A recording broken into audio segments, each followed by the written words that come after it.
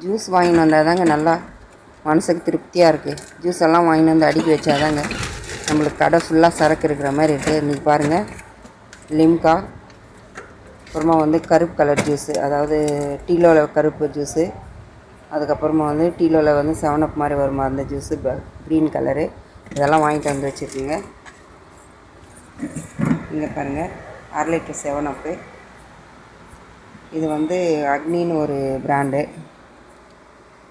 இதுதாங்க நிறைய ஓடும். 10 ரூபா ஜூஸ் தாங்க. இப்போ மழை காலத்தில் 10 ரூபா ஜூஸ் தாங்க நிறைய போகும். அதனால் 10 ரூபா அது வந்து நிறைய வாங்கி வைப்பேங்க. இந்த ஃப்ரிட்ஜில் ஒரு பிரச்சனைங்க, இந்த மாதிரி ஓப்பன் பண்ணும்போதெல்லாம், இப்படி ஓப்பன் பண்ணும்போதெல்லாம் இங்கேருந்து ஜூஸ் வந்து தொப்புன்னு விழுந்துருங்க. கால் மேலே விழுந்து காலே வீங்கி போயிடுங்க.